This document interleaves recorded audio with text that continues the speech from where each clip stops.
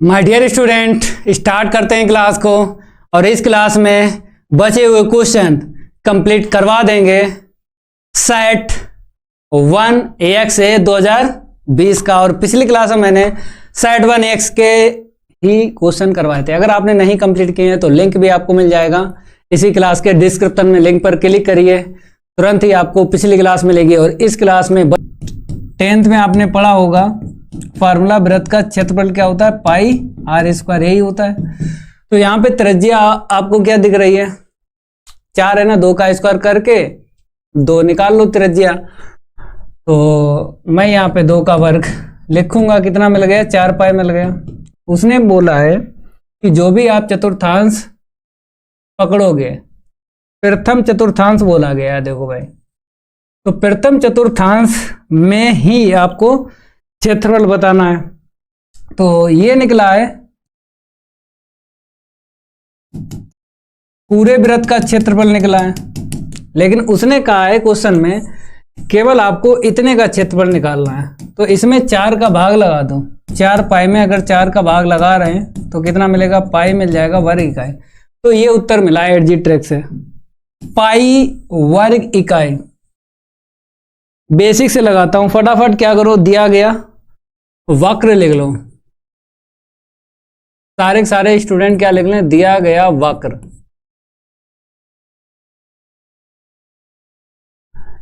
दिया गया वक्र लिख लें। चलिए भाई वापस लाते हैं क्वेश्चन को। क्वेश्चन नहीं आया, कोई दिक्कत नहीं है, इसको मैं हटाता हूं और आपके सामने क्वेश्चन लाता हूं। X square plus Y square बराबर 4, ये रहा आपका क्वेश्चन। सारे स्टूडेंट क्या करते हैं, लाइक कर दें क्लास को।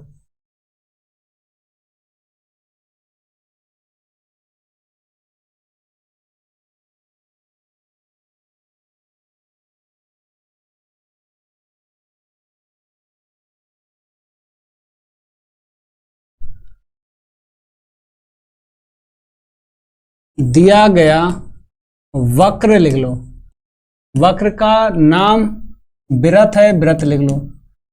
बोला गया है X square plus Y square बराबर 4। इस वृत्त का जो केंद्र है वो 0,0 है।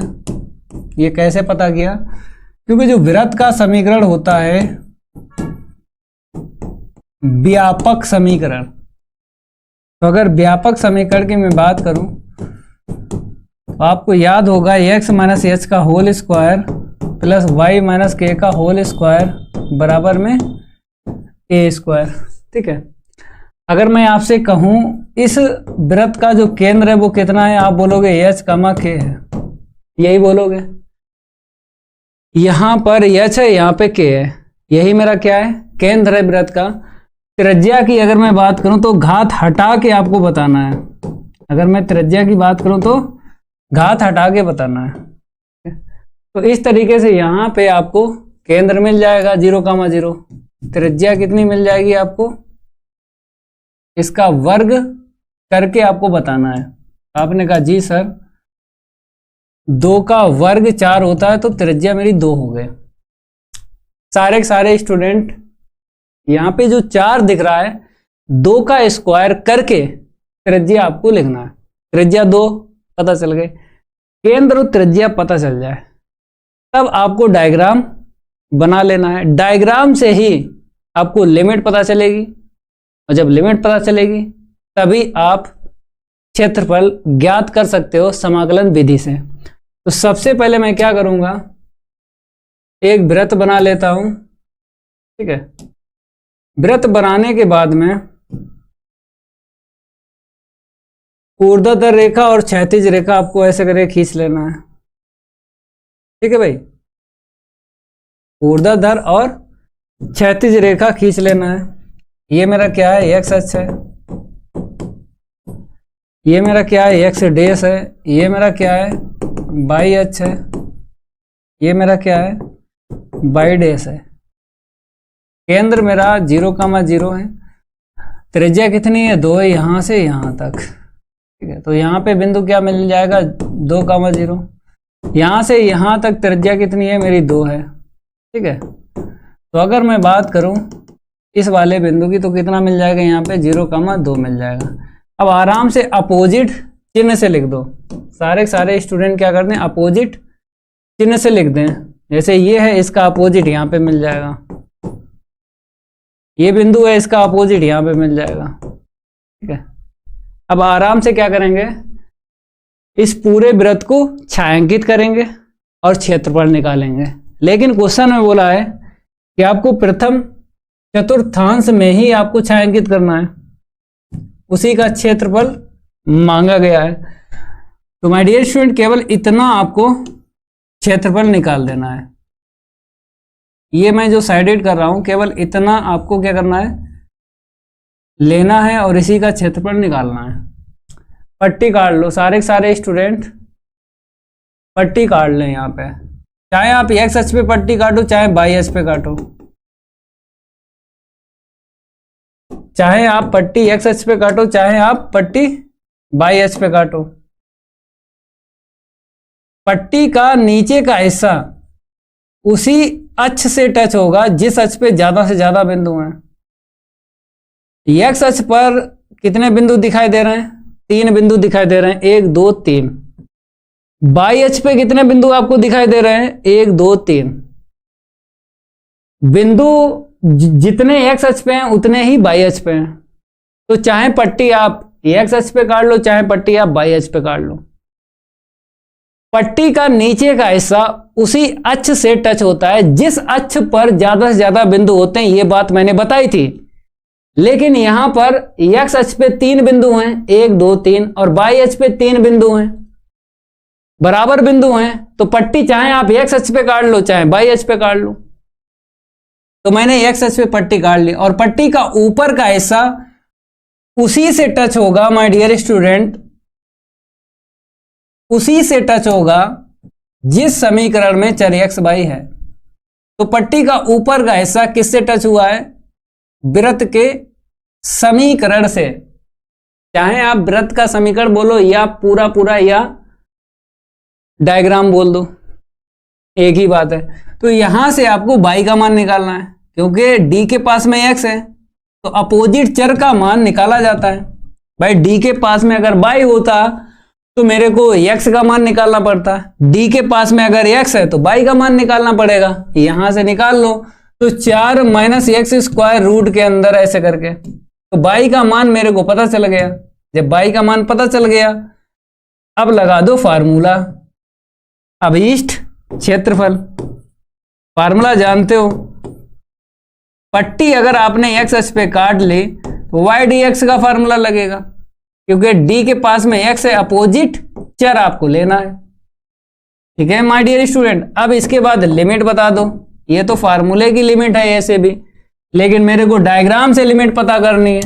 तो डायग्राम से लिमिट कैसे पता करोगे, dx के पहले वाले बिंदु से लोअर लिमिट पता चलती है, dx के बाद वाले बिंदु से अपर लिमिट पता चलती है। इतनी तो आपको जानकारी है। पट्टी जहां पे आपने काटी है उसी पट्टी के आसपास 2 बिंदु देखना है, एक पहले बिंदु देखना है, एक बाद में बिंदु देखना है। जो पहले बिंदु मिलेगा वहां से आपको लोअर लिमिट पता चलेगी, जो dx के बाद वाले बिंदु से अपर लिमिट पता चलेगी। फटाफट लिमिट ले लो। आपने कहा जी सर मैं लिमिट 0 से 2 रखूंगा। ओके भाई। अब y का मान यहां से देख लो, 4 - x² है, मैंने लिखा 2 का स्क्वायर - x², फार्मूला बना लिया। मैंने फार्मूला बना लिया 2 का स्क्वायर - x²। ठीक है प्रदीप भाई, फार्मूला a² - x² का लगेगा, जानते हो 1/2 इंटू में x रूट में a² - x² plus 1/2 a² sine inverse x/a। ये फार्मूला होता है। अगर याद ना हो तो याद कर लेना। तो आपने कहा जी सर ये फार्मूला याद है। अगर फार्मूला याद है लगा लो भाई, आपको उत्तर मिल जाएगा। मैंने 8G ट्रिक से उत्तर निकाला था पाई, वही निकल के आएगा। आपने कहा जी सर उत्तर तो पाई ही निकल के आएगा। चलिए भाई यहां तक क्लियर है। किसी भी स्टूडेंट को डाउट हो तो माय डियर स्टूडेंट पूछ लो, नहीं डाउट है तो नोट करो।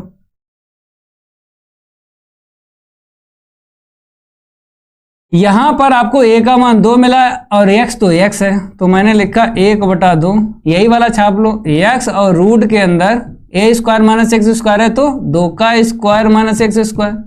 और आप जानते हो जिस पद का समाकलन हो जाता है उसकी लिमिट पक्की हो जाती है, तो इस वाले पद की लिमिट पक्की हो गई क्योंकि समाकलन हो गया। दूसरा पद क्या देता है, 1/2 a स्क्वायर, मैंने कहा a का मान 2 है, 2 का वर्ग। यहां पे आप साइन इनवर्स x/a लिखोगे, ठीक है भाई। अब यहां पे 0 से 2 लिमिट ले लो, क्योंकि जिस पद का समाकलन हो जाता है उसकी लिमिट पक्की हो जाती है, ठीक है भाई। यहां पे अपर लिमिट रखेंगे भाई, रूट के अंदर 2 का स्क्वायर नेगेटिव, 2 का स्क्वायर पॉजिटिव, तो रूट में 0 है तो बाहर 0 ही हो जाएगा टोटल, ठीक है भाई। ये 2 यहां पे रखो, यहां पे रखो, तो रूट बता देगा 0, टोटल 0। लोअर लिमिट ये वाला 0 बाहर रखोगे, अंदर रखोगे तो बाहर 0 है, इंटू करोगे तो टोटल 0, ठीक है भाई। अपर लिमिट ने रूट के अंदर से टोटल 0 कर दिया, लोअर लिमिट ने बाहर से टोटल 0 कर दिया, ठीक है। यहां पे 2 से 2 काट लो, तो अगर मैं बात करूं अपर लिमिट की, तो आप जानते हो यहां पे 2 नीचे 2 तो 1 आएगा भाई साहब। फिर माइनस लोअर लिमिट रखेंगे, तो आप जानते हो जब ऊपर 0 नीचे 2 तो 0 ही मिलेगा। यहां तक क्लियर है? लाइक कर दो भाई। यहां पे ये खत्म हो गया, टोटल 0। यहां पे अगर देखा जाए साइन इनवर्स 1 कितना देगा, π/2 देगा। साइन इनवर्स 0 कितना देगा, 0 देगा। उत्तर मेरा कितना निकल के आ गया, पाई, क्योंकि 2 से 2 कट गया। ये मेरा उत्तर आ गया वर्ग इकाई। यहां तक क्लियर है भाई साहब? ठीक है, इसको तैयार करो। उन्नति नायक सर, मैं आज आपके साथ पूरा क्वेश्चन लगा रहा हूं। अच्छा भाई। राघवेंद्र शर्मा, अगला सवाल तैयार करो। जो भी मैं क्वेश्चन बता रहा हूं हर एक क्वेश्चन की आपको प्रैक्टिस करना है, ठीक है भाई। जो भी मैं क्वेश्चन आपको करवा रहा हूं सारे के सारे क्वेश्चन की प्रैक्टिस करो। ये सवाल प्रायिकता का है, प्रायिकता का सवाल है और अच्छा सवाल है, कोई दिक्कत नहीं आएगी इस सवाल में। क्यों? क्योंकि अगर सवाल में देखा जाए, उसने बोला एक थैले में 5 लाल, 4 काली और 3 सफेद गेंदें हैं। एक थैला है, 5 लाल, 4 काली, 3 सफेद गेंदें हैं। आगे लिखा है यदि एक के बाद एक 3 गेंद निकाली जाएं तथा निकाली गई गेंदों को पुनः थैले में वापस नहीं रखा जाता है तो तीनों गेंदों के लाल निकलने की प्रायिकता ज्ञात कीजिए। तो यहां पर एक साथ घटनाएं 3 घटित हो रही हैं। सारे के सारे स्टूडेंट यहां पे देखें, उसने साफ साफ बोला है कि तीनों गेंदों के लाल निकालने की प्रायिकता ज्ञात कीजिए। मतलब 3 घटनाएं एक साथ घटित हो रही हैं। जब 3 घटनाएं या 2 घटनाएं या 2 से अधिक घटनाएं जब एक साथ घटित होती हैं, स्वतंत्र घटनाओं का यूज करके सवाल लगता है। अब स्वतंत्र घटनाओं में क्या होता है, जब 2 घटनाएं एक साथ घटित होती हैं तो आप जानते हो इंटू करना पड़ता है मेरे को। ये 2 घटनाओं के लिए फार्मूला है, ये 2 घटनाओं के लिए कमलेश भाई फार्मूला है। जब 2 घटनाएं एक साथ घटित होती हैं तो मेरे को इंटू करना पड़ता है। जब 3 घटनाएं एक साथ घटित होती हैं फिर भी मेरे को इंटू ही करना पड़ता है स्वतंत्र घटनाओं में। ये कुछ बेसिक है, अगर बेसिक की जानकारी है तो सवाल विद इन सेकेंड में लगेगा। बेसिक की अगर जानकारी है सवाल आरजू खातून विद इन सेकेंड में लगेगा। अगर बेसिक की जानकारी नहीं है तो झोला टांगे घूमते रहोगे, मैं पढ़ता हूं। ऐसी पढ़ाई नहीं करनी है आपको। बेसिक आपको पता हो, सवाल एकदम लगेगा। तो बेसिक यही है कि तीनों गेंद के लाल निकलने की प्रायिकता आपको बतानी है। तो 2 या 2 से अधिक घटनाएं जब एक साथ घटित होती हैं आपको इंटू करना पड़ता है, प्रायिकता निकल आती है। तो सबसे पहले आप कुल गेंदें पता कर लो। एक थैले में कुल गेंदें कितनी हैं? आपने कहा जी सर NS के बराबर जब जोड़ेंगे 5 4 3 को, मैंने 5 फिर 4 फिर 3 जोड़ा, 5 4 9, 9 3 12, कुल गेंदें मेरे पास आ गई हैं 12। अब आराम से प्रायिकता निकाल लोगे। आप जानते हो 3 घटनाएं एक साथ घटित हो रही हैं, तो मेरे को 3 ब्रैकेट यूज करना है। देखो फटाफट कैसे, पहला, दूसरा और तीसरा। हमें लाल गेंद के लिए काम करना है। लाल गेंद कितनी है, जल्दी बताओ भाई। यहां पे देखो 5 लाल गेंदें हैं। पहली लाल गेंद निकालने की प्रायिकता बता दो। इस वाले ब्रैकेट में फार्मूला आपको लगाना है, P बराबर NE/NS। पहले ब्रैकेट में ये आपको फार्मूला लगाना है। तो NS का मान टोटल कितना है, 12। 5 लाल गेंदें हैं, ठीक है। एक लाल गेंद निकालने की प्रायिकता यहां पे लिखना है। अगर मैं थैले में हाथ डालता हूं, एक गेंद निकालना है। कितनी लाल गेंदें हैं, 5। क्या पता पहली गेंद हाथ में आ गई लाल, क्या पता दूसरी गेंद हाथ में लाल आ गई, क्या पता तीसरी गेंद हाथ में लाल आ गई, या फिर चौथी गेंद हाथ में लाल आ गई, या 5वीं गेंद हाथ में लाल आ गई। तो एक लाल गेंद निकालने कितने तरीके बन जाएंगे, 5 बन जाएंगे। वही यहां पे रखना है, ठीक है। अब इसके बाद यहां पे आपको देखना है, एक गेंद निकालने के बाद यदि एक गेंद के बाद 3 गेंदें निकाले जाएं तथा निकाली गई गेंदों को पुनः, ये देखो, पुनः थैले में वापस नहीं रखी जाती है। एक गेंद निकल गई थैले में से, अब इसको वापस नहीं रखना है, फिर ये 2 गेंदें आपको लाल निकालना है। तो माय डियर स्टूडेंट, अब आपको एक गेंद कम करना पड़ेगी, तभी दूसरी लाल गेंद निकाल पाओगे। अगर सेम टू सेम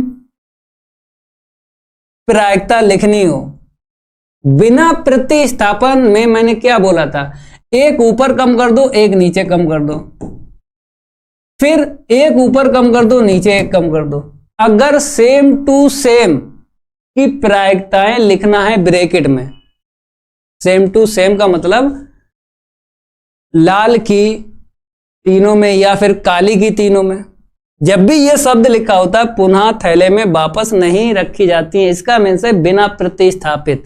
जब बिना प्रतिस्थापित का यूज होता है तो एक ऊपर कम करो, एक नीचे कम करो, फिर एक ऊपर कम करो, नीचे एक कम करो, ठीक है। ये रूल तभी आप लगा सकते हो जब इसमें एक की ही प्रायिकता आपको लिखनी है, जैसे लाल की तीनों में या फिर काली की तीनों में, ठीक है। इस तरीके से आपको लगाना है, उत्तर आ जाएगा।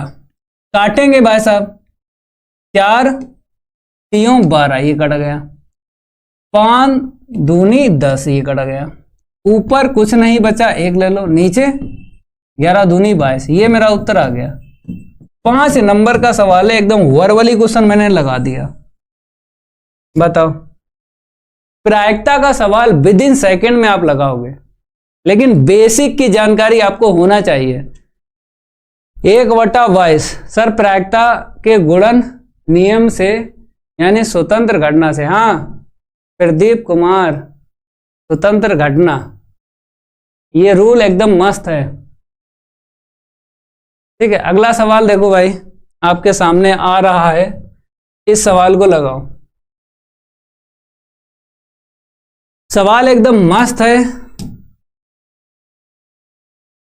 क्या निकालना है, लंब इकाई सदिश आपको निकालना है और बीच का कोण निकालना है, वो भी साइन। लग जाएगा या नहीं लगेगा, जल्दी कमेंट बॉक्स में कमेंट करके बता दो। आपने कहा है कि सर जी लग जाएगा, बहुत सारे स्टूडेंट ऐसे हैं जो इस सवाल को नहीं लगा पाएंगे, लेकिन बहुत सारे ऐसे भी हैं जो इस सवाल को विद इन सेकेंड में लगा देंगे। गुड इवनिंग पंकज, आशीष यादव। इस सवाल को देखो, वेक्टर ए के बारे में वेक्टर बी के बारे में बता दिया, 2 सदिश हैं। लंब इकाई सदिश ज्ञात कीजिए, फार्मूला जानते हो लंब इकाई सदिश का। अब इसके बाद दो सदिशों के बीच का कोण निकालना, लेकिन जिया दिख रहा होगा, साइन का लगेगा फार्मूला। पहले आप क्या करो, दिए गए सदिश लिखो। आपने कहा जी सर, दिए गए सदिश लिखूंगा। वेक्टर ए बराबर वेक्टर बी बराबर, ये दिए गए सदिश है। 211 से लिख दो। आपने कहा जी सर, वेक्टर बी कितना है 341। ठीक है भाई, 211 से पहला सदिश लिखा और 341 से दूसरा सदिश लिखा मैंने। अब इसके बाद लंबवत इकाई सदिश बता दो। लंबवत इकाई सदिश बता भाई फार्मूला। लंबवत इकाई सदिश n कैप बराबर vector A cross vector B. जितना ऊपर होता है उसी का आपको नीचे मापांक निकालना है। जितना ऊपर होता है उसी का नीचे मापांक निकालना है। ठीक है भाई। अब vector A cross vector B का मान यहां पे निकाल लो, जरूरत पड़ेगी। आई कैप, जे कैप और के कैप। वेक्टर ए का सदिश यहां पे है, वेक्टर बी का सदिश यहां पे है। दिक अनुपात आपको लिखना है। वेक्टर ए के सदिश के दिक अनुपात 2 - 1 1। वेक्टर बी के सदिश से दिक अनुपात 3 4 - 1। अब इसके बाद आप जानते हो मेरे को प्रसार करना है। किसके सापेक्ष करोगे? R1 के सापेक्ष प्रसार कर दो। चाहो तो यहाँ पे लिख लो या फिर ना लिखो, कोई दिक्कत नहीं है। चलो लिख लो, R1 के सापेक्ष प्रसार करने पर। R1 के सापेक्ष मैं प्रसार कर रहा हूं। पहला अवयव आपको प्लस लेना है, क्योंकि चिन्ह की जानकारी आपको है। Plus minus plus minus plus minus plus minus plus. जिस स्टूडेंट को चिन्ह की जानकारी नहीं है तो सवाल नहीं लगा पाएगा ना। अगर चिन्ह की जानकारी है तो कोई दिक्कत नहीं है, चिन्ह की जानकारी होना चाहिए। ठीक है भाई।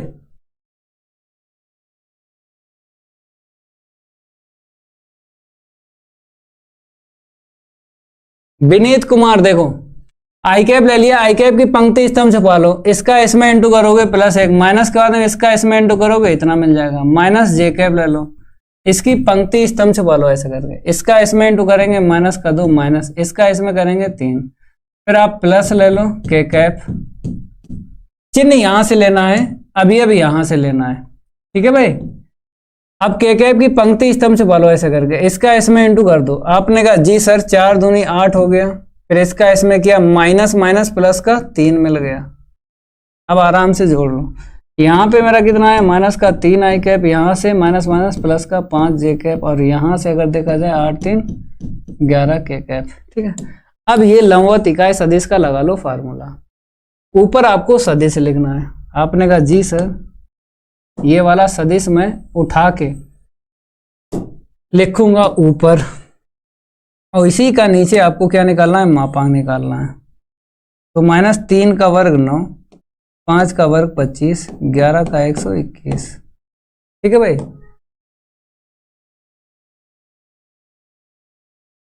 n कैप के बराबर लिखो।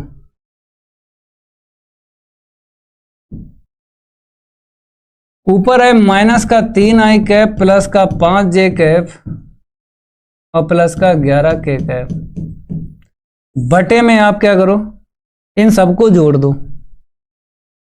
121 फिर 25 फिर 9, 9 और 1 10 और 5 15 की 5 1 हासिल मिल गया। 2 2 4 और 1 5 और 1 जैसे का तैसा 155। ठीक है भाई। ये निकला है लंबवत इकाई सदिश। यहीं पे छोड़ दो, कोई दिक्कत नहीं है। अगर लघुत्तम वापस नहीं कर रहे हो यहीं पे छोड़ सकते हो, पूरे नंबर मिलेंगे। अगर निकल रहा है रूट से बाहर तो निकालो। 5 3 15, 5 1 5। नहीं निकलेगा भाई, जोड़ा नहीं बना, तो 155 ही रूट के अंदर रखो। ठीक है भाई। अब इसके बाद हमें कोण निकालना है साइन का। फार्मूला बता दो। साइन थीटा के बराबर, साइन थीटा के बराबर फार्मूला होता है vector A cross vector B का मापांक बटे में वेक्टर ए का मापांक और वेक्टर बी का मापांक, ये फार्मूला होता है। इसका मान आपने निकाला है, वेक्टर ए का मापांक वेक्टर बी का मापांक यहां से आपको निकालना है। तो आपने कहा जी सर मैं यहां पे निकालूंगा वेक्टर ए का मापांक वेक्टर बी का मापांक। ऊपर तो रूट में 155 ही लिख दो, कोई दिक्कत नहीं है। तो साइन थीटा बराबर 155 रूट में, नीचे देखो पहले वाला रूट और दूसरा वाला रूट। मापांक निकालोगे वेक्टर ए का यहाँ पे और वेक्टर बी का मापांक यहाँ पे निकालोगे। तो वेक्टर ए का सदिश ये रहा, 2 का वर्ग 4, 1 का वर्ग 1, फिर 1 का वर्ग 1, तो कितना मिल जाएगा 4 और 2 6 मिल जाएगा। डायरेक्ट मैंने लिख दिया, 2 का वर्ग 4, फिर -1 का वर्ग 1 आएगा, फिर 1 का वर्ग 1 आएगा, 1 1 2 और 2 4 हो गया। वेक्टर बी का मापांक यहां से निकालेंगे, 3 का वर्ग 9, 4 का वर्ग 16, 16 9 25 और 1 26। ठीक है भाई, 3 का वर्ग 9, 4 का वर्ग 16, 16 9 25 और 1 26 आ गया। अब इसके बाद मैं क्या करूंगा, 155 बटे में 6 गुणे 26, एक रूट में ले लो, कट्टा पिट्टी कर लो, कटेगा? बताओ भाई, 3 से काटोगे नहीं कटेगा, 5 से काटोगे कट जाएगा, लेकिन नीचे 5 से नहीं कटेगा। ऊपर विषम संख्या है, नीचे सम संख्याएं दिख रही हैं, नहीं कटेगा। अब गुणा करके आपको लिखना है, तो थीटा बराबर डायरेक्ट यहां पे लिखता हूं, थीटा बराबर क्या, साइन इनवर्स 155 बटे में 6 का गुणा कर दो, 6 36, 6 दूनी 12 और 3 15, ये मेरा उत्तर आया। 155 ऊपर है और 156 नीचे रूट के अंदर।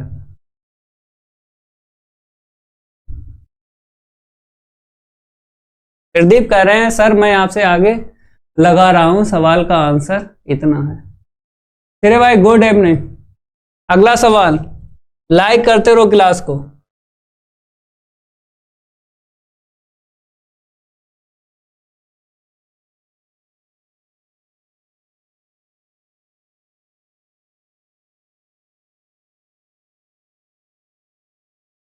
सरलतम रूप आपको ज्ञात करना है। कैसे निकालोगे सरलतम रूप? मैंने आपसे क्या कहा, सरलतम रूप में क्या होता है, प्रश्न का इनवर्स आपको हटाना है। पाठ 2 का ये प्रश्न है, प्रतिलोम त्रिकोणमितीय फलन। प्रश्न में अगर ये कह दे कि सरलतम रूप ज्ञात कीजिए या फिर मुख्य मान निकलवाए, तब आपको प्रश्न का इनवर्स हटाना है। तो टेन इनवर्स तभी हटेगा जब यहां पे टेन बनेगा। अब टेन यहां पे आपको बनाना पड़ेगा, तभी भाई साहब ये बाहर वाला टेन इनवर्स हटेगा। तो देखो कैसे हल करोगे विनीत भाई। सबसे पहले क्या करोगे, बाई के बराबर मानेंगे, माना बाई बराबर टेन इनवर्स और ऊपर क्या है कॉस और नीचे 1 माइनस का साइन, यही है। मैंने आपसे कहा कि अगर आपको कहीं दिखाई दे 1 प्लस कॉस 2 थीटा, कहीं दिखाई दे 1 माइनस कॉस 2 थीटा, तो 1 को कैंसिल करने के लिए कॉस 2 थीटा का फार्मूला लगाना पड़ता है। अगर बीच में प्लस है तो कॉस 2 थीटा का फार्मूला कॉस में आपको लगाना है, 1 से 1 कैंसिल हो जाएगा। बीच में अगर माइनस है तो cos 2 थीटा का फार्मूला आपको साइन में लगाना है, 1 से 1 कैंसिल हो जाएगा। इस तरीके से आपको cos 2 थीटा का फार्मूला यूज करना है, ठीक है। इन दो के अलावा एक कैलकुलेशन और है, साइन 2 थीटा की, 2 साइन थीटा इंटू में cos थीटा, ठीक है भाई। मैंने आपसे कहा जी सर इतना तो आप काम कर ही सकते हो। आपने कहा यहां पर तो साइन है तो भाई कॉस बना लो, क्या दिक्कत है। साइन एक्स को कॉस 90 माइनस एक्स कर लो, आराम से ये कॉस बन जाएगा। जब कॉस बनेगा तभी 1 को कैंसिल कर पाओगे। तो आपने कहा जी सर इसको मैं कॉस बनाता हूं, π/2 माइनस एक्स ले लेता हूं, ठीक है। इसके बाद अगर नीचे वाले का कोण आपने 90 माइनस एक्स किया है तो ऊपर वाले का भी कोण आपको 90 माइनस एक्स करना पड़ेगा, क्योंकि जैसा कोण नीचे लिखा गया है वैसा ही कोण ऊपर आपको लिखना है। तो कॉस का क्या बना लो, साइन, क्योंकि 90 माइनस एक्स। याद रखना, जो नीचे काम करोगे वही आप ऊपर काम करोगे, जो नीचे आपको काम करना वही ऊपर काम करना है। तो y के बराबर मैंने लिखा tan इनवर्स। अब बता दो भाई, साफ साफ आपको नजर आ रहा है माइनस है, तो ये कैलकुलेशन यूज करेंगे। तो 1 माइनस, फिर ब्रैकेट 1 माइनस का 2 sine square theta upon 2 pi by 2 minus x upon में 2। इतना आपको काम करना पड़ेगा। ठीक है भाई, अब ऊपर भी लगा लो फार्मूला, क्योंकि मैंने क्या बोला, इन दोनों के साथ में अगर ये कैलकुलेशन आ रही है तो इस कैलकुलेशन का यूज 101% किया जाता है। तो इस कैलकुलेशन का यूज करो। इसमें क्या होता है, कोण का आधा करना पड़ता है। 2 थीटा है तो देखो थीटा दिख रहा है, तो कोण का आधा जैसे नीचे किया वैसे ही ऊपर करना पड़ेगा। कोण का आधा जानते हो, ऐसे आधा किया जाता है, 2 का भाग लगता है। बहुत से स्टूडेंट कोण का आधा नहीं कर पाते हैं, चक्कर में पड़े रहते हैं, फिर बोलते हैं गुरुजी क्यों पड़े हो चक्कर में, कोई नहीं है टक्कर में। बहुत से ऐसे स्टूडेंट हैं जो कोण का आधा नहीं जानते हैं। तो कोण का आधा, इसका मीन्स है 2 का भाग लगा दो, तो पाई बाई 2 माइनस एक्स में 2 का भाग लगा दो, ये कोण आधा हो गया। प्रदीप कह रहा है कि मैंने सर समझ लिया, अब आप आगे बढ़ाइए। तो मैंने कहा और भी तो स्टूडेंट हैं, उनको भी देख लो। ऊपर ये 2 जब इसे देंगे तो 90 का आधा बता दो। कौन ऐसा स्टूडेंट है कमलेश भाई कि कोण का आधा बता देगा? पाई बाई 2 का आधा 90 का आधा बताएगा। बहुत सारे स्टूडेंट कहते हैं 90 को जब काटोगे तो 45 डिग्री मिलेगा, तो रेडियन में लिखो ना, दिक्कत क्या है? इस 2 को इसके नीचे लिखा है, इस 2 को इसके नीचे लिखो। तो मैंने कहा जी सर ये लो। फिर यहां पर जैसे का तैसा, क्योंकि है तो वही, तो पाई बाई 4 माइनस एक्स अपॉन 2। नीचे भी ऐसे ही लिखना पड़ेगा। अब आप जानते हो माइनस माइनस क्या हो गया, plus 2 sine square pi by 4 minus x upon 2। ठीक है भाई, अब आराम से काट लो। आपने कहा जी सर ये देखो, काटने में कितना मजा आता है। मैं तो कहता हूं भाई साहब कैलकुलेशन ऐसी ही आना चाहिए जिसमें बहुत सारा काटा जाए। हाँ आरजू खातून, बहुत सारा काटा जाए। कॉस बटे साइन कितना मिल गया मेरे को? आपने कहा जी सर ये मिल गया coat pi by 4 minus x upon 2। चाहिए मेरा क्या, 10 अगर होता तो 10 से 10 इनवर्स चला जाता। अब क्या करोगे, जैसे आपने कॉस को साइन बनाया, साइन को कॉस बनाया, ऐसे ही आपको कोट को 10 बना लो। 90 में से इतना माइनस कर दो। अजय कुशवाहा, मेरे पास सेकंड मेथड है इस सवाल को लगाने के लिए। अगर ये मेथड आपके समझ में ना आया हो तो मैं सेकंड मेथड से भी इसको लगा दूंगा, लेकिन जब आप बोलोगे तभी लगाऊंगा, अपना टाइम नहीं खराब करूंगा। जब आप बोलोगे तभी मैं सेकंड मेथड लगाऊंगा, अपना टाइम मैं नहीं खराब करूंगा। तो मैंने क्या बोला है, इस कोड को 10 बना लो। कैसे? 90 में से इतना माइनस कर दो। आपने कहा जी sir pi by 4 minus x upon 2 मैंने ये माइनस कर दिया। अब 90 में से 45 माइनस करो। कौन ऐसा स्टूडेंट है जो कह रहा है कि 90 में से 45 माइनस करने पर 45 मिलेगा? स्टूडेंट ने सही बोला। मैंने कहा 10 से 10 इनवर्स अभी आप ना हटाओ जब तक कोण सरल ना हो जाए। 90 में से 45 माइनस करोगे 45 मिलेगा। माइनस माइनस क्या हो जाएगा, प्लस एक्स अपॉन 2। तो 10 से 10 इनवर्स चला गया, पाई बाई 4 प्लस एक्स अपॉन 2 आ गया। ये मेरा क्या निकल के आ गया, सरलतम रूप।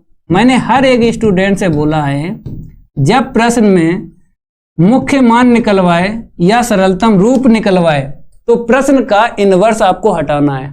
ये बात आपको ध्यान रखनी है कि मुख्य मान निकलवाए या फिर सरलतम रूप निकलवाए तो प्रश्न का इनवर्स आपको हटाना है। देखो यहां पे 10 इनवर्स कहीं दिखाई दे रहा, नहीं दिखाई दे रहा है, तो ये मेरा क्या है, सरलतम रूप है। सेकंड मेथड है मेरे पास।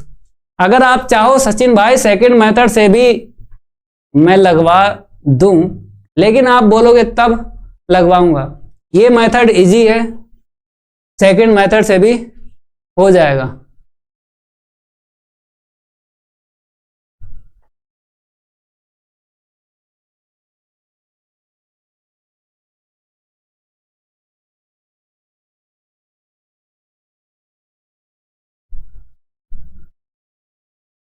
बता भाई, सेकंड मेथड से लगवाओगे या नहीं लगवाओगे, जल्दी बताओ, मैं इंतजार कर रहा हूं।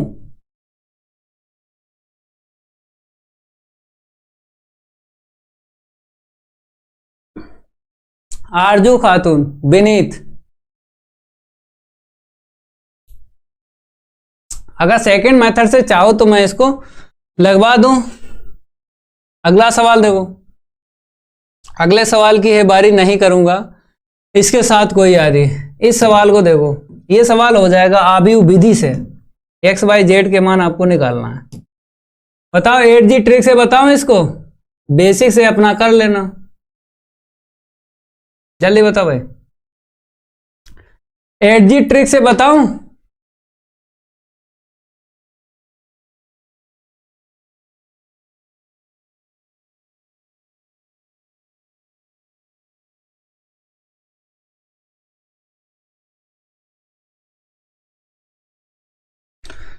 देखो भाई 8G ट्रिक से देखो, पहले तीनों समीकरण को लिखो।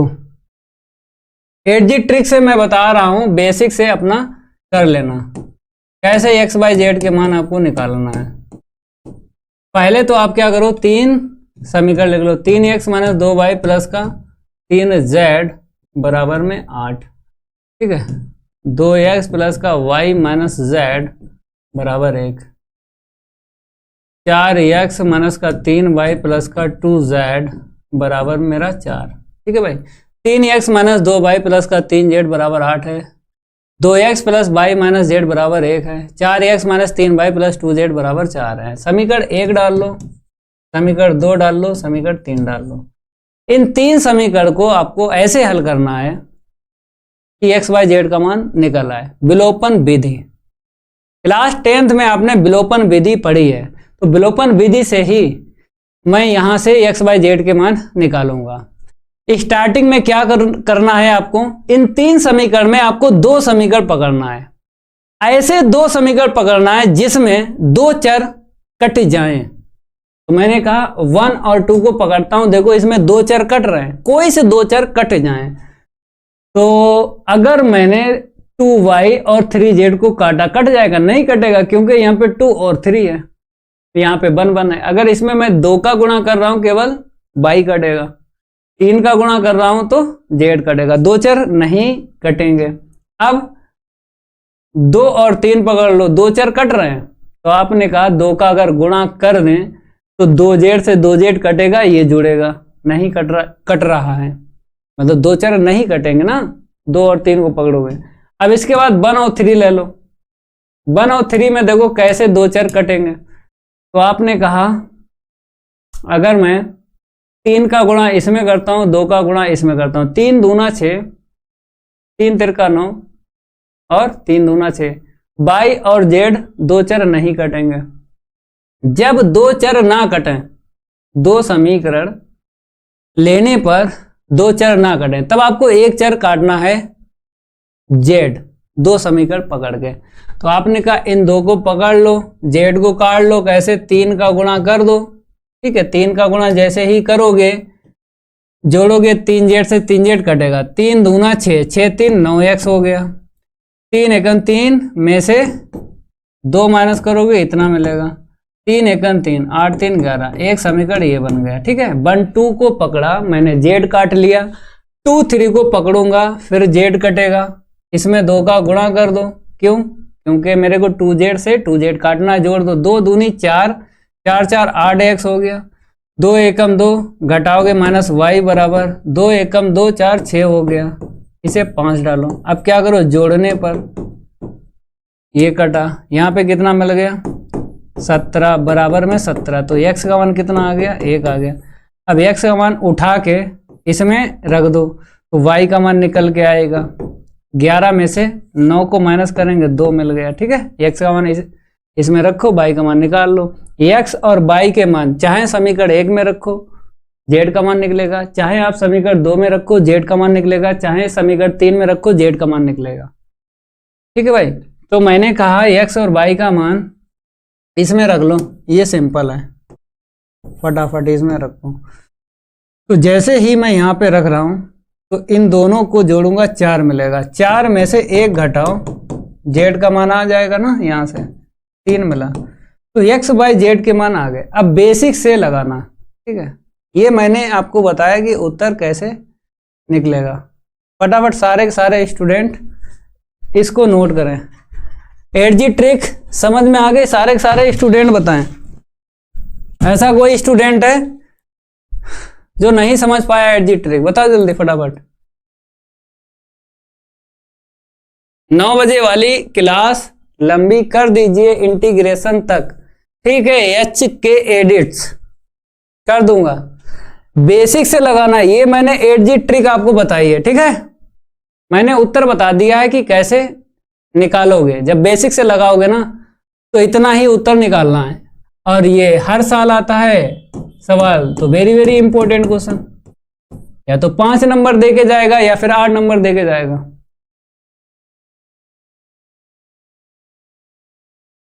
शुभम पढ़ ले, गणित में आ जाएंगे 100 में 100। नहीं, झोला टांगे सब घूमते रहते हैं, मैं पढ़ता हूं, वो पढ़ाई नहीं चाहिए ना। इस सवाल को देखो कैसे लगाओगे भाई साहब, जल्दी बताओ भाई, इस सवाल को कैसे आप लगाओगे? आपने कहा जी सर लग जाएगा, ये सवाल एकदम इजी है। पिछला आपके समझ में आ गया? पहले ये बताओ, समझ में आ गया था? ठीक है भाई। 7वें का आप पहले क्या देखो, ये सवाल देख लो। यदि शीर्ष दिए गए त्रिभुज का क्षेत्रफल 35 वर्ग इकाई हो तो k का मान ज्ञात कीजिए। 35 वर्ग इकाई क्षेत्रफल अगर दिख जाए तो ये सवाल बहुत ज्यादा रिपीटेड है, इस सवाल को तैयार जरूर करना, ठीक है भाई। बहुत ज्यादा पेपर में आता है 35 वर्ग इकाई। 35 वर्ग इकाई वाला सवाल इतना पूछा जाता है पेपर में, बता नहीं सकते। k का मान आपको निकालना है, तो फटाफट जो है इस सवाल को लगाओ। सबसे पहले क्या करोगे, त्रिभुज के शीर्ष लिख लो। 3 शीर्ष होते हैं, फटाफट लिख लो त्रिभुज के शीर्ष। पहला मैं लिख रहा हूं 26, दूसरा लिख रहा हूं 54, तीसरा मैं लिख रहा हूं k और 4, ठीक है भाई। इसके बाद आराम से क्या करोगे, फार्मूला लगाओगे। पहले लिख लो त्रिभुज का क्षेत्रफल प्लस माइनस कितना है 35 वर्ग इकाई। प्लस माइनस इसलिए मैंने ले लिया है क्योंकि k का मान धनात्मक भी और ऋणात्मक भी निकालना है। क्यों? क्योंकि k आपको बिंदु में मिला, बिंदु प्लस का भी होता है और माइनस का भी होता है, तो बिंदु आपको प्लस का भी निकालना है माइनस का भी निकालना है, इसीलिए त्रिभुज का क्षेत्रफल प्लस माइनस 35 वर्ग इकाई मैंने लिखा है। अब फार्मूले की अगर मैं बात करूं तो त्रिभुज का क्षेत्रफल बराबर होता है 1/2 x1 y1 1 x2 y2 1 x3 y3 1, ठीक है। यहाँ पे मैं लिख रहा हूँ प्लस माइनस 35 बराबर में 1/2। ये डाल दो आप x1 y1, ये डाल दो आप x2 y2, ये आप डाल दो x3 y3। तो यहाँ पे आपका आएगा इतना, फिर इतना आएगा, फिर कितना k4, और यहाँ पे 1 1 1। इसका क्रॉस इंटू कर दो, प्लस माइनस कितना हुआ 70। प्रसार कर दो। चिन्ह की जानकारी आपको होना चाहिए, पहला प्लस, दूसरा माइनस, फिर plus minus plus minus plus minus plus. पहला अवयव 2 उठा लो, 2 की पंक्ति स्तंभ छपा लो, 4 एकन 4 4 एकन 4, माइनस माइनस प्लस 6 हो जाएगा, ठीक है। पंक्ति स्तंभ छपा लो, 5 माइनस का k, प्लस का 1 उठा लो, 1 की पंक्ति स्तंभ छपा लो, 4 पंचे 20 हो गया, और माइनस का 4k हो गया। अब यहाँ पे प्लस माइनस 70 ही आपको लिखना पड़ेगा, ये 0 हो गया, जीरो इसलिए हो गया क्योंकि ब्रैकेट में आपको जीरो मिल गया। यहाँ पे 6 पंचे 30 माइनस का 6 गए, यहाँ पे 20 माइनस का 4 गए। के वाले प्लस कर लो और बगैर के वाले प्लस कर लो, 50 हो गया और ये 10 के आ गया। एक दफ़ा आपको प्लस लेना है, एक दफ़ा आपको माइनस लेना है। सारे स्टूडेंट क्या करें, एक दफ़ा प्लस ले लो, एक दफ़ा माइनस ले लो। 70 50 10 प्लस व माइनस लेने पर 70 50 फिर 10, एक लाइन कर लो। यहां पर आपने प्लस 70 ले लिया, अब लाइन के उस तरफ आपको माइनस 70 लेना है। ठीक है भाई, 50 10 70। ओके भाई, फटाफट क्या करो, निकालो मान। के वाला इस तरफ ले लो, 50 में से 70 माइनस करेंगे तो 10 के बराबर कितना आ गया मेरा, निगेटिव का इतना आ गया। के बराबर माइनस का 20 अपान में 10, काट दो। के बराबर कितना आ गया, -2 आ गया। यहां से निकाल लो के का मान, तो 10 के बराबर 50 माइनस माइनस प्लस का 70, जोड़ लो 120, काट दो। के बराबर 120 बटे में 10, के बराबर कितना आ गया 12, अता करके लिख दो। के बराबर आया -2 और 12। आ गया समझ में भाई? चलिए भाई, इसी सवाल को लेते हैं, जो 7वां है ना क्वेश्चन, खा का सेकंड आपको लगाना है। लगाओ खा का सेकंड। खा के सेकंड की ये बारी नहीं करूंगा, उसके साथ कोई यारी, ये सेकंड लगेगा। ठीक है भाई,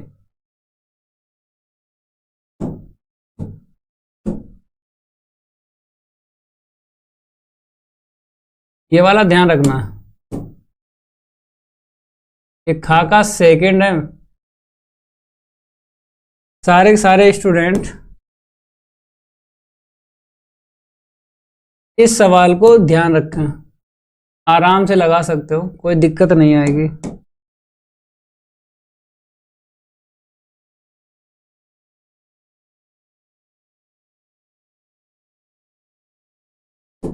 यहां पे बताया वेक्टर ए दे रखा है, वेक्टर बी दे रखा है, वेक्टर सी दे रखा है। 3 सदिश दिए गए हैं, एक सदिश डी आपको ज्ञात करना है। आगे लिखा है वेक्टर ए वेक्टर बी दोनों पर लंब है। ये वेक्टर जो डी है वेक्टर ए व वेक्टर बी पर लंब है, तो ये कहीं आपको दिखाई दे तो ऐसे आपको लिखना है।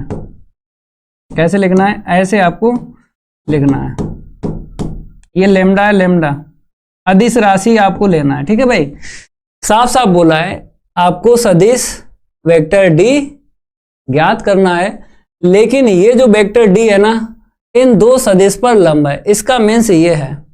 फिर बोला है vector C dot vector D बराबर 15, इसका भी आपको यूज करना पड़ेगा।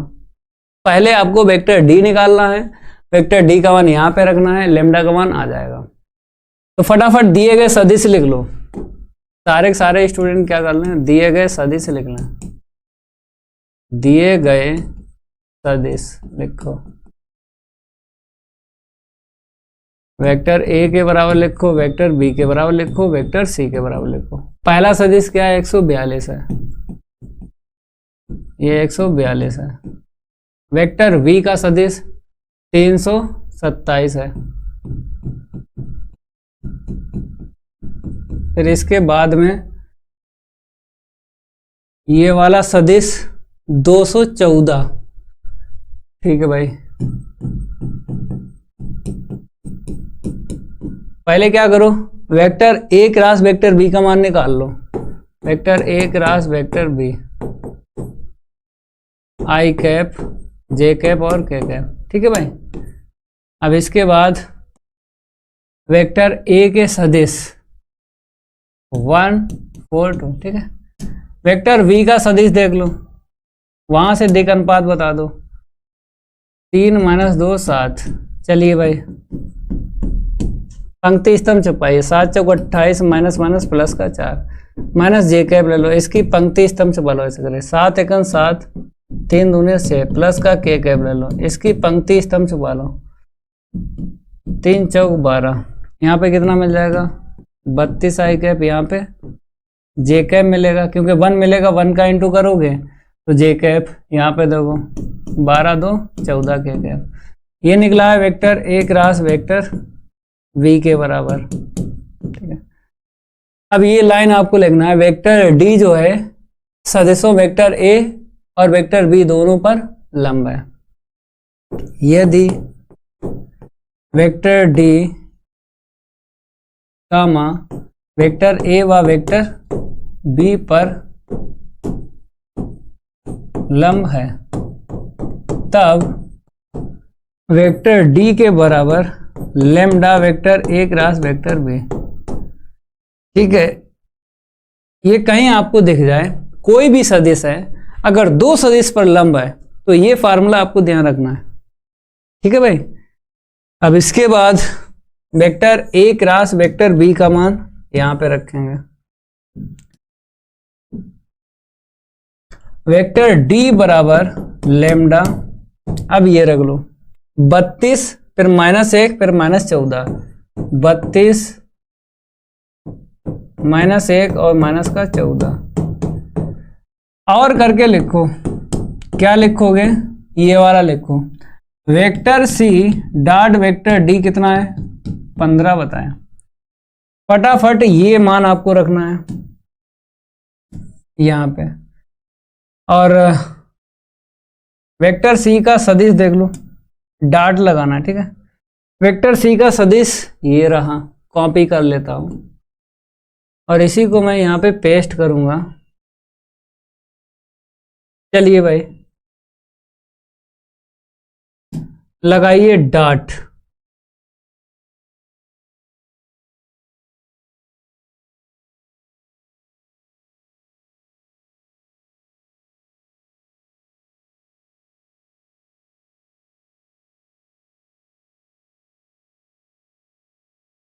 बराबर कितना मेरा 15 है, 15 तो आई का आई के साथ डॉट लगेगा तो 32 दूना कितना हो जाएगा 64 हो जाएगा। आई का आई के साथ डॉट लगा लो और जे का जे के साथ डॉट लगा लो, के का के के साथ डॉट लगा लो। तो सारे स्टूडेंट क्या करें, 32 दूना कितना होगा 64 हो जाएगा, माइनस माइनस प्लस 1 आएगा, इसका इसमें 56। ठीक है, माइनस प्लस माइनस, और लैम्डा बाहर रखो। ठीक है, बराबर में 15। तो यहां से अगर देखा जाए कितना मान मिलेगा बताओ भाई, ये मेरा क्या हो गया 65 हो गया। अगर 65 में 56 घटा दूं तो कितना मिल जाएगा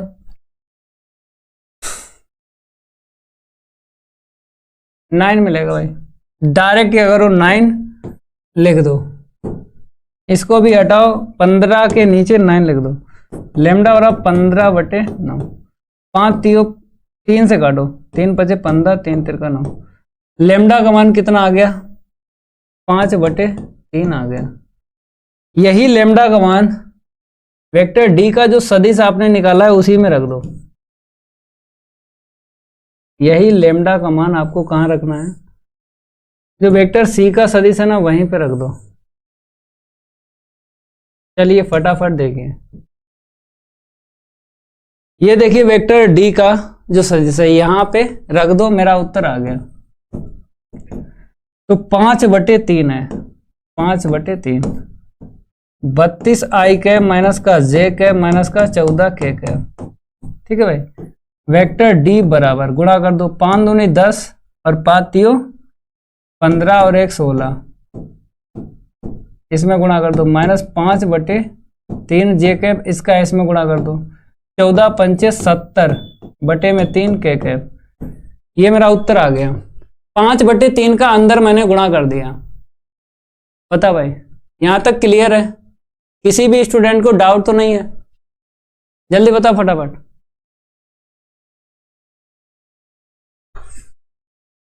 शुभम भाई अगला सवाल देखो, अगला सवाल इस क्लास में इसको कंप्लीट करवा दूंगा। ठीक है, आपको टेंशन लेने की जरूरत नहीं पड़ेगी। चलिए भाई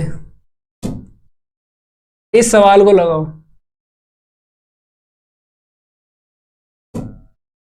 8वें का ये का सवाल है भाई,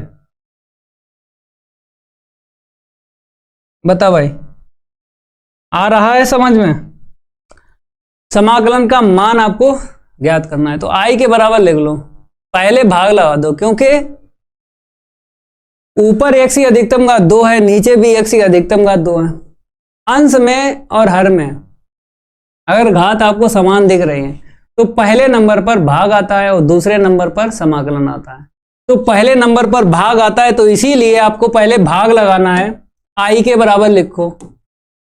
सारे स्टूडेंट बता रहे हैं कि आई के बराबर x² + 1 अपान में x² माइनस का 5x प्लस का 6 और यहाँ पे dx। तो x² माइनस का 5x प्लस का 6, पहले भाग लगा लो उसके बाद समाकलन करेंगे। एक बार चला जाएगा, x² माइनस 5x प्लस का 6, ये माइनस ये प्लस ये माइनस ये काट दो, तो यहाँ पे कितना हो गया प्लस का 5x और 6 में से 1 गया माइनस का 5। ठीक है भाई, अब भाग तो जाएगा नहीं, तो ये 1 नंबर डालो, ये 2 नंबर डालो और ये 3 नंबर डालो। जब भाग लगाते हो तो ये रूल आपको ध्यान रखना है, 123 का ध्यान रखो। 123 1 नंबर, फिर 2 नंबर के नीचे आपको 3 नंबर लिखना है, बीच में ये देखो प्लस और माइनस। अगर शेषफल प्लस का है तो बीच में आपको प्लस लेना है, अगर शेषफल माइनस का है तो बीच में आपको माइनस लेना है।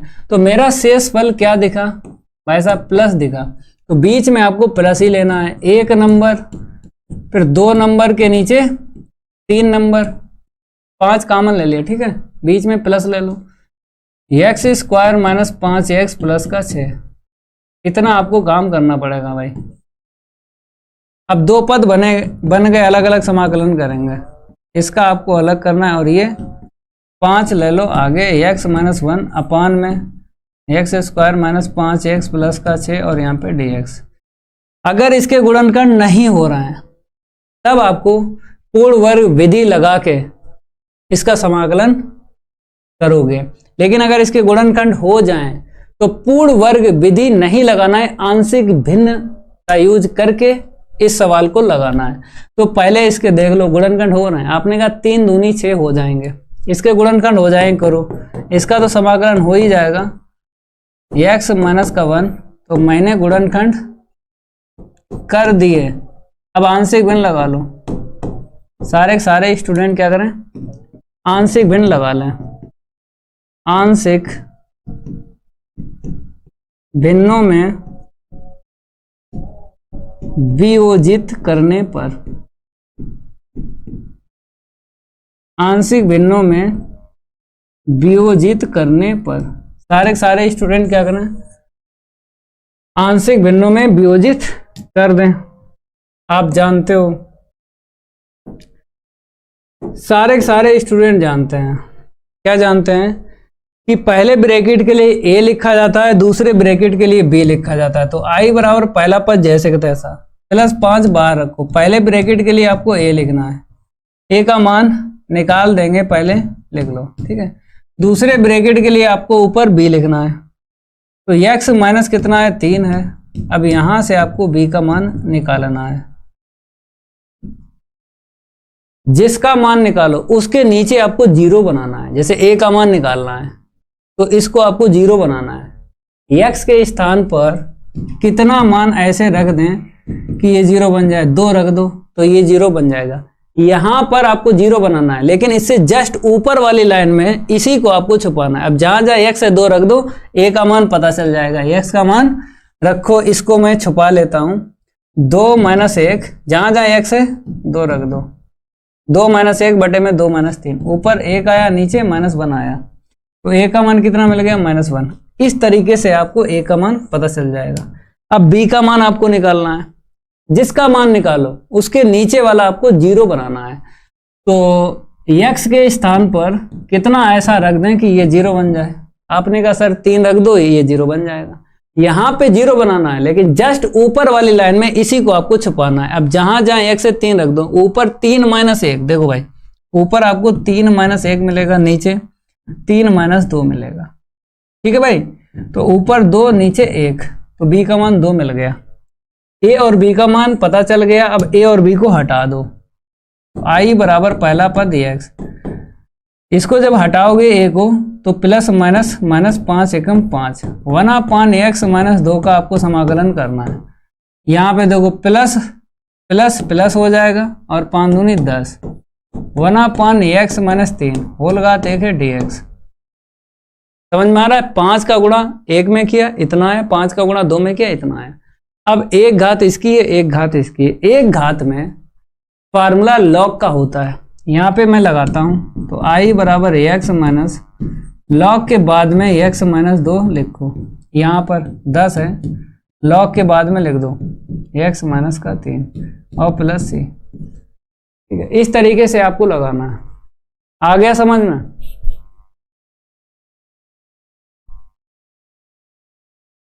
अजय कुशवाहा, अगला सवाल देखो, 8वें का खा।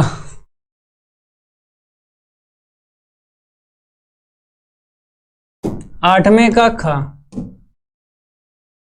एक्स घात एक्स का निम्नलिखित मान निकालना है। फटाफट सारे के सारे स्टूडेंट क्या करें, 8वें का खा देखें सवाल, केवल इतना देखें, ये वाला हिंदी वाला। आपने कहा जी सर, हिंदी वाला ही सवाल देखूंगा और लगाऊंगा। चलिए भाई फटाफट क्या करिए, 4 नंबर का सवाल है, आराम से कर पाओगे। अगर आपने मन से सवाल लगाया तो ज़्यादा टाइम नहीं लगेगा। ठीक है, इस सवाल को देखो, केवल इतना देखो। ठीक है, ज़्यादा ना देखो, 8वें का खा है ये। ठीक है भाई, एक्स घात एक्स का निम्नलिखित मान ज्ञात कीजिए। पहले बाई के बराबर मानो, 2 बार अपकलन करना पड़ता है। निम्नलिखित और उच्चिष्ट वाले सवाल में 2 बार आपको अपकलन करना है। तो पहले क्या करेंगे, माना बाई के बराबर एक्स घात एक्स लिखो फटाफट, चर की घात चर है लॉग ले लो, दोनों पक्षों का लॉग लेने पर, सारे सारे स्टूडेंट लॉग लेना। 2 बार आपको अपकलन करना है। ठीक है, चर की घात चर है ना, लॉग ले लो। अब लॉग का फार्मूला लगा लो, एक्स लॉग एक्स करो, एक्स के सापेक्ष अपकलन, बनापान बाई बाई का Dibai upon D x. First को जैसे तैसा सेकंड वाले का अपकलन प्लस सेकंड वाले को जैसे तैसा पहले वाले का अपकलन। ये मैंने फर्स्ट माना है और ये मैंने सेकंड माना है, ये कट जाएगा। तो बाई का क्रॉस इंटू कर दो। बाई का मान यहाँ पे आपको नहीं रखना पड़ेगा। ठीक है, क्योंकि बाई का मान रख दिया तो फिर दोबारा अपकलन नहीं कर पाओगे। एक्स घात एक्स आपको यहाँ पे नहीं रखना है। ठीक है, नहीं आपने यहाँ पे रख दिया एक्स घात एक्स, तो फिर दोबारा अपकलन नहीं कर पाओगे, फिर चर की घात चर मिल जाएगी। तो यहाँ पर आपको उच्चिष्ट निम्नलिखित वाले सवाल में y का मान नहीं रखना पड़ेगा। अगर आपको चर की घात चर में व्यंजक मिल जाए और उच्चिष्ट या फिर निम्नलिखित मान पूछ दे तो y का मान नहीं रखना पड़ता है उच्चिष्ट और निम्नलिखित वाले सवाल में। दोबारा अपकलन करो, d2/dx²। ये फर्स्ट हो गया और ये क्या हो गया, सेकंड हो गया। फर्स्ट को जैसे तरह सेकंड वाले का अवकलन, अब इसके बाद में सेकंड बाई का बता दो, dy/dx। ओके भाई, थोड़ा सा हल कर लो, y/x 1 प्लस का log x, dy/dx ऐसे रखो, कोई दिक्कत नहीं है। ठीक है, पहले आप x का मान निकाल लो।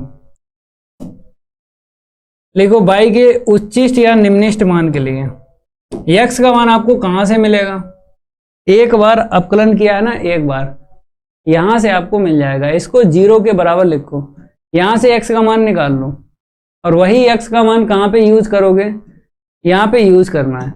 यहाँ पे लिखा है निम्नलिखित, तो इसका मान नेगेटिव का नहीं मिलेगा, पॉजिटिव का मिलेगा भाई। इसका पॉजिटिव का मान मिलेगा। पहले क्या करोगे, y के उच्चिष्ट या निम्नलिखित मान के लिए, y के उच्चिष्ट या निम्नलिखित मान के लिए dy/dx के बराबर आपको 0 लिखना है। अब dy/dx का मान बता दो। dy/dx का मान ये है, इसको कॉपी कर लीजिएगा और यहाँ पे पेस्ट कर लीजिएगा, ठीक है, बराबर में 0। देखो भाई y नॉट इक्वल आपको 0 लिखना है, क्यों? क्योंकि y बराबर मेरा क्या है, x की घात x है, फलन है, तो इसीलिए y का मान कभी भी 0 के बराबर नहीं हो सकता है। अब 1 प्लस लॉग x बराबर 0 कर लीजिएगा, लॉग x बराबर माइनस का 1। अब घात हटेगी, मतलब यहाँ पे लॉग हटेगा ना, उस साइड जाएगा, e बन जाएगा ऐसे, इतना तो जानते हो भाई। देखो यहाँ पे e है बेस में, जब लॉग हटेगा ना तो ये e जो है यहाँ पे आ जाएगी, और घात जो है उतना ही लिख देना है, -1 है -1 लिख दो। तो इस तरीके से आप लॉग हटा के e की घात में लिख सकते हो। तो x बराबर 1/e आ गया, x बराबर 1/e पर d2y/dx² का मान आपको नेगेटिव दिखा देना है।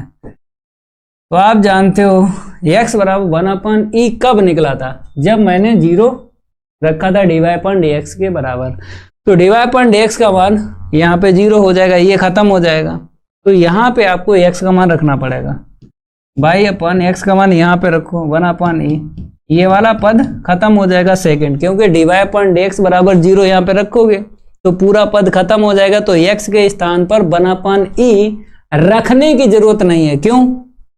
क्योंकि अगर यहाँ पे 0 है, टोटल 0, तो यहाँ पे क्या मिल गया, प्लस का मिल गया, ठीक है। आप जानते हो कि अगर d2y/dx² का मान पॉजिटिव मिलता है 0 से बड़ा, तो समझो फलन निम्ननिष्ठ होता है। आराम से यहाँ पे लिख दो, फलन क्या है मेरा, निम्ननिष्ठ है। उसके बाद निम्ननिष्ठ मान भी निकालना है, तो यहाँ पे लिखेंगे x बराबर 1/e पर y मेरा क्या है, निम्ननिष्ठ है। अब इसके बाद निम्ननिष्ठ मान निकाल लो, क्यों? जब फलन पता चल गया मेरा निम्ननिष्ठ है, तो निम्ननिष्ठ मान निकाल लो। कैसे निकालोगे? यही आपको x बराबर 1/e रखना है, कहाँ पे, यहाँ पे रखना है, जो मेरा प्रश्न में फलन दिया गया। तो x के स्थान पे रख दो 1/e, ऊपर भी रखो 1/e, ये मेरा उत्तर आ गया। मतलब 1/e की होल घात 1/e निकली है, ठीक है। निम्ननिष्ठ मान इतना निकला है। आ गया समझ में? फटाफट बताइए। दीपक, निम्ननिष्ठ मान 1/e की होल घात 1/e। अगला सवाल देखो, अगले सवाल की है बारी नहीं करूंगा, उसके साथ कोई यारी। प्रायिकता का सवाल है, प्रायिकता का सवाल। सारे स्टूडेंट प्रायिकता का सवाल देखें। मैंने आपसे कहा है गड्डी वाला जब भी सवाल आ जाए इसको जरूर आप तैयार करो, क्योंकि पेपर में आ जाता है। 52 ताश की गड्डी है, एक गड्डी में टोटल पत्ते होते हैं 52, इतना तो आप जानते हो। अब उसमें कौन सा रूल लगेगा ये भी आपको जानकारी आना चाहिए, ठीक है भाई। ये सवाल 8वें का खाका सेकंड है। यहाँ पे बोला है 52 ताशों की एक गड्डी में से एक के बाद एक 2 पत्ते निकाले जाते हैं, ठीक है। 2 पत्ते आपको निकालना है। इसका मीन्स है 2 घटनाएं एक साथ घटित हो रही हैं। जब 2 या अधिक घटनाएं एक साथ घटित होती हैं तो स्वतंत्र घटनाओं का यूज करके सवाल लगता है। तो 2 घटनाएं घटित हो रही हैं, 2 ब्रैकेट आपको लेना है और प्रायिकता बताना है। मेरे को इतना पता चल गया भैया, अगर 2 घटनाएं घटित हो रही हैं 2 ब्रैकेट ले लो, 3 घटनाएं घटित हो रही हैं तो 3 ब्रैकेट ले लो।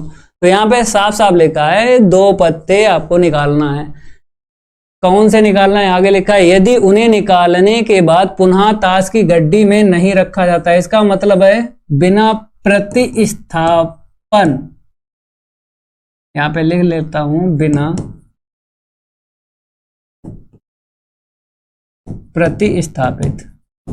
ये शब्द अगर लिख के आ जाए या फिर इस तरीके से लिख के आ जाए, इसका मतलब है कि आपने एक पत्ता निकाला, उसको वापस नहीं रखना है, फिर दूसरा आपको निकालना है। मतलब एक आपको कम करना पड़ेगा, ऊपर भी कम करना पड़ेगा, नीचे भी कम करना पड़ेगा। अभी तो एक सवाल लगा था जिसमें 3 लाल गेंदें निकाली थी, तो पहले ब्रैकेट में एक लाल गेंद निकालने की प्रायिकता मैंने लिख दी थी। देखो भाई, ये देखो ये वाला सवाल था, ठीक है, सेम टू सेम ऐसा ही सवाल आपको लगाना है भाई। ठीक है, 2 ब्रैकेट लेना है और आराम से एक ऊपर माइनस करना है, नीचे माइनस करना है, क्योंकि उसने बोला है दोनों पत्ते पान के होना चाहिए, दोनों पत्ते पान के। तो पहले क्या करोगे, NS बराबर 52 लिख दो, टोटल पत्ते। पान के पत्ते कितने होते हैं, फटाफट कमेंट बॉक्स में कमेंट करके बताओ। पान के पत्ते 13 होते हैं। अब आराम से 2 ब्रैकेट लेके प्रायिकता का मान बता दो। लो भाई, यहां पर एक पान का पत्ता निकालने की प्रायिकता आपको लिखना है। नीचे तो टोटल आपको लिखना है 52। अब मेरे पास 13 पत्ते हैं पान के, एक गड्डी में 13 पत्ते हैं पान के, एक पत्ता आपको निकालना है। कितने तरीकों से एक पत्ता निकालोगे, तो यहाँ पे 13 पत्ते हैं, तो 13 तरीकों से आप एक पत्ता निकाल पाओगे। अब कुछ नहीं करना, बिना प्रतिस्थापित का मतलब है एक ऊपर माइनस करो एक नीचे माइनस करो, बस इतना काम करना है। अब कट्टा पिट्टी कर लो, उत्तर आ जाएगा 13 चक्कू 52। 3 से कटेगा, 3 चौक 12, 3 एकन 3, 3 सत्ते 21, ये कटा इससे 1/17 उत्तर आया। इजी है एकदम, आराम से कर पाओगे। 4 नंबर का सवाल है भाई, 4 नंबर का सवाल है। ऐसे ही सवाल आपको लगाना है। अगला सवाल देखो फटाफट, इस क्लास में ये सेट कंप्लीट हो जाएगा x से, ठीक है। कल वाली क्लास में सेट 2 चलाएंगे x भी। ये सवाल आया है नमेका का, लगाओ सारे सारे स्टूडेंट। समाकलन का है, e की घात x आपको बाहर दिख रही है, तो e की घात x अगर बाहर दिख रही है, तब मैंने आपको एक रूल बताया था, e की घात x के अलावा 2 पद अगर दिख जाएं, e की घात x के अलावा अगर 2 पद दिख जाएं, तो किसी एक पद का आपको अवकलन करना पड़ता है। जैसे इस पद का अवकलन करोगे तो ये मैच होगा, या फिर इस पद का अवकलन करो ये मैच होगा। एक पद का अवकलन करना पड़ता है, दूसरा पद मैच हो जाता है, और जिस पद का अवकलन करते हो उसी में e की घात x का इंटू करके लिख दो, हो गया समाकलन। ये बेसिक है, यही बेसिक मैं यहाँ पे यूज करूंगा। यहाँ पे 2 पद बनाऊंगा, कैसे बनेंगे आप जानते हो। अगर बीच में माइनस दिख रहा है तो कॉस का ऐसा फार्मूला लगाओ कि 1 कट जाए भाई। कैलकुलेशन आप जानते हो तो कोई दिक्कत नहीं आएगी। तो 1 माइनस का साइन है और नीचे मेरा क्या है, 1 माइनस का कॉस है। आपने कहा जी सर। अब मैंने कहा कि पहले आप कॉस वाले पद को देखो, इसलिए कॉस वाले पद को देखो, 1 आराम से कट जाएगा, माइनस है तो cos 2 थीटा का फार्मूला साइन में लगा लो, तो 1 माइनस 2 साइन स्क्वायर, कोण का आधा कर लो। ऊपर भी आपको कोण आधा करना, साइन 2 थीटा का फार्मूला लगाना है, ठीक है भाई। नीचे कोण आधा किया है तो ऊपर भी आपको करना पड़ेगा। ये तो जानकारी आपको है कि भाई साहब बीच में अगर माइनस है तो cos 2 थीटा का फार्मूला साइन में लगा लो, 1 से 1 कट जाएगा। जब कोण नीचे आधा किया तो ऊपर भी आपको कोण आधा करना पड़ेगा, क्योंकि सेम कैलकुलेशन होती है, जो नीचे होती है वही आपको ऊपर करना है। π/2 से पाई e की घात x, लघुत्तम वापस दे दो तो 1 के नीचे minus minus plus 2 sine square x/2 लिख दो। अब 2 साइन x/2 इंटू में cos x/2, इसके नीचे इतना लिख दो, minus minus plus 2 sine square x/2। फटाफट क्या करो, कैंसिल करो, ये कटा इससे, ये कटा इससे, 2 पद बन गए। अब किसी एक पद का अपकलन कर देंगे, दूसरा पद मिल जाएगा। आपने कहा जी सर इसको कौशिक बना लो, क्योंकि अपान में लिखा है ना साइन, कौशिक बन गया। कॉस अपान साइन कितना हो गया, कॉट हो गया। बताओ किस पद का अपकलन करोगे दूसरा पद मिलेगा। अगर इस वाले पद का अपकलन करोगे तो ये नहीं मिलेगा। अगर मैं इस वाले पद का अपकलन करूं, किस वाले पद का, निगेटिव का कॉट x/2 का अपकलन करूंगा तो ये मिल जाएगा। कॉट माइनस देता है, माइनस माइनस प्लस हो जाएगा, कौशिक स्क्वायर हो जाएगा x/2। जब इसका दोबारा करेंगे अपकलन तो 1/2 मिलेगा, आगे लिख दो। तो इस पद का अपकलन किया तो ये मिल गया, इसका इसमें इंटू करके लिख दो, हो गया समाकलन। निगेटिव भी साथ में लेना है क्योंकि निगेटिव सहित आपने अपकलन किया है, तो निगेटिव भी साथ में आपको लेना है, ठीक है भाई। अब क्या करो, लिमिट लगा दो π/2 से π। अब बात करेंगे यहां पर, सारे स्टूडेंट यहां पे आए।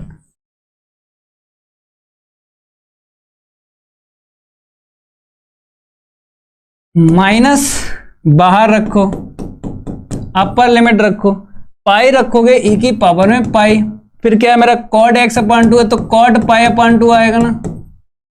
इतना समझ में आ रहा है। पहले मैंने पाई यहां पे और यहां पे रखी तो इतना मिल गया अपर लिमिट, फिर माइनस के बाद में लोअर लिमिट, ई की घात में π/2 फिर कॉट x/2 है ना। जैसे ही π/2 यहां पे रखूंगा तो ये वाला 2 नीचे आ जाएगा, π/4 मिल जाएगा भाई साहब, ठीक है। अब पहला पद क्या दे देगा, कॉट 90 की वैल्यू क्या होती है, फटाफट सारे के सारे स्टूडेंट बता दें, जल्दी बताओ भाई। कॉट 90 डिग्री की वैल्यू 0 होती है, 0 रख दो। ई की पावर में π/2, कॉट 45 का मान 1 होता है। तो पहला पद खत्म हो गया, दूसरा पद जिंदा रहा, तो इसका उत्तर कितना आएगा, माइनस माइनस प्लस π/2, इतना उत्तर आया। बताओ यहां तक क्लियर है, फटाफट बताओ, सारे स्टूडेंट बताएं।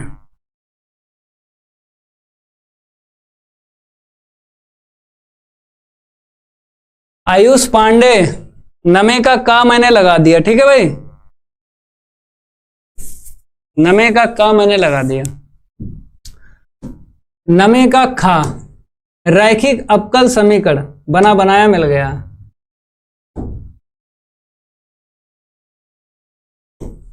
सारे के सारे स्टूडेंट पी और क्यू का मान निकाल के IF निकालना है, बना बनाया मिल गया। रैखिक अवकल समीकरण लिखो भाई, एक कोटि एक घात का अवकल समीकरण, और यहाँ पे डाल लो ये नमे का है, ठीक है। तो dy/dx प्लस का 2y के बराबर sin x, तुलना करके p और q का मान निकाल लो। तुलना dy/dx प्लस का py बराबर q से करने पर p का मान बता दो फटाफट। y का गुणांक p होता है, y का गुणांक क्या होता है, p होता है, ठीक है। बराबर में जितना है उतना ही लिख दो भाई, y का गुणांक यहाँ पे देखो जितना है लिख दो। IF निकाल लो, समाकलन गुणांक, p का करना है x के सापेक्ष समाकलन। देखो p कितना है, 2 है, कितना हो जाएगा, अचर पद का होता है इतना, ठीक है। अब व्यापक हल के लिए फार्मूला बता दो।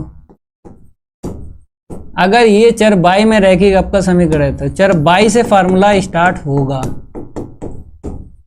माय डियर स्टूडेंट, सारे के सारे बालक देख लें यहाँ पे, अगर रैखिक अवकल समीकरण चर y में है तो फार्मूला आपको चर y से स्टार्ट करना है, फिर IF का मान और Q का मान आपको रखना है।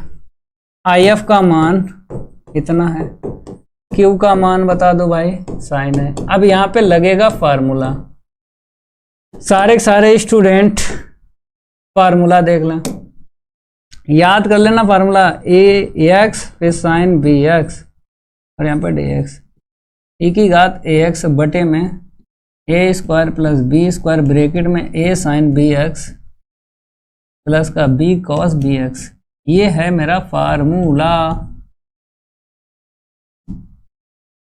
ये फार्मूला आपको लगा लेना है। चलिए भाई, A का मान बताइए और B का मान बताइए, क्यों फार्मूले में रखेंगे। A का मान e की घात से आपको मिलेगा, A का मान e की घात से मिलेगा और B का मान x के गुणांक से मिलेगा। तो आपने कहा जी सर, I के बराबर यहाँ पे कितना है, e की घात 2x इंटू बाई, इतना लिखो। तो मैंने लिखा e की घात ax, a का मान 2 है लिख दो, अपान में A² प्लस B²। फिर a sine B X, B का मान x के गुणांक से मिलेगा 1, a साइन बी एक्स, ठीक है। फिर plus b cos B X, B का मान 1 है तो 1 ना लिखो कोई दिक्कत नहीं, केवल कॉस लिख दो। यहाँ पे मिस्टेक है, क्या मिस्टेक है भाई साहब? मिस्टेक फार्मूले में है, बीच में होता है माइनस, बीच में होता है माइनस। कॉस वाले में प्लस होता है लेकिन साइन वाले में बीच में माइनस होता है, ये मिस्टेक है, सही कर लो सारे सारे स्टूडेंट।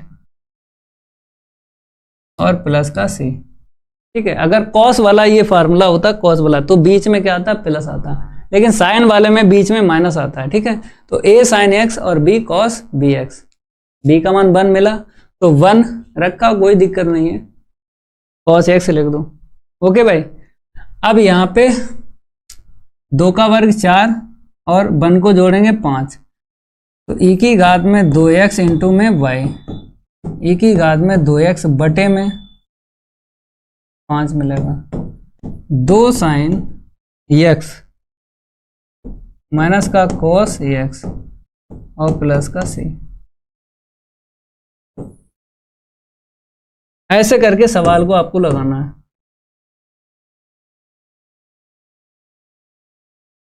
यहां तक क्लियर है? फटाफट बताओ, आ गया समझ में? आयुष पांडे जल्दी बताओ, आ गया समझ में? पांडे जी, सारे सारे स्टूडेंट बताएं,